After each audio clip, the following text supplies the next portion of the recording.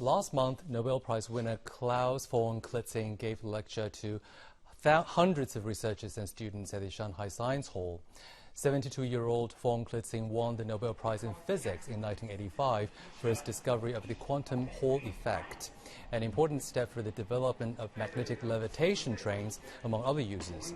The von Klitzing constant is named in honor of his discovery and is listed by the U.S. National Institute of Standards and Technology reference on constants, units, and uncertainty. Today, von Klitzing's research focuses on the properties of low-dimensional electronic systems, typically in low temperatures and in high magnetic fields. And during his visit to Shanghai, my colleague He Jian had the chance to talk with the winner of the 1985 Nobel Prize in Physics about the development of scientific research here in China. We know that actually you are one of the most knowledgeable and authoritative physicists in the world in terms of quantum physics. But for ordinary people, this subject, this topic is too far away, it's too remote from us. What can you do, or what can we do to get more access, to know more about this, and what can it help us? Okay, but first of all, scientists describe nature. You have to look at nature to understand it. We have questions in nature. And then as a scientist, we are trying to understand nature. And this is the most important thing. And if you want to understand nature, we have to go to atomic dimensions. You have a lot of Chinese students. So compared to the students in Europe and United States, are they comparable? Are they even better than the students in terms of that talent and their diligence?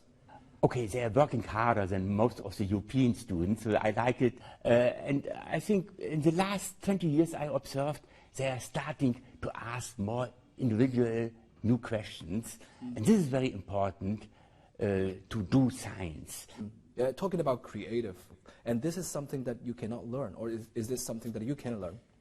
You need the environment. You need some freedom, some independence, some own responsibility. You have not only always to wait what the upper class is telling you.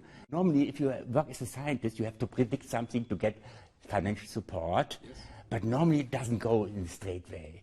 And especially if you're working at the top, you always find something unexpected.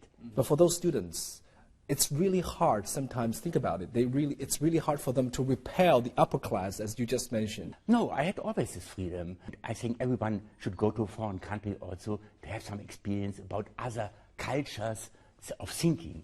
We have about 200 applications every half year, mainly from China. I remember you once said that in theory, electronic appliances could be as large as an atom. And who or which country is now taking the lead in this aspect? You cannot say this in general. There are in different countries different possibilities. If I take Germany as an example, because in Germany we have the culture that science is a part of the culture. And therefore, if you're doing basic science, is acknowledged by the public. And therefore, we get also support from the public and therefore financial support from the government. And I think this is very important. You should not expect that a scientist, which are working at the top level of our knowledge, should predict what he delivers in 3 years' time or in 5 years' time.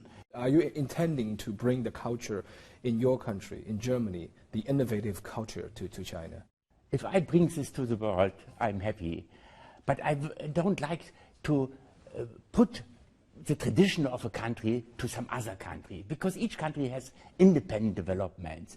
And you should not change. Normally I go to another country to learn from the other country, but then I can tell them, okay, I am convinced that science is really a part also of culture and not just a product to develop the economy.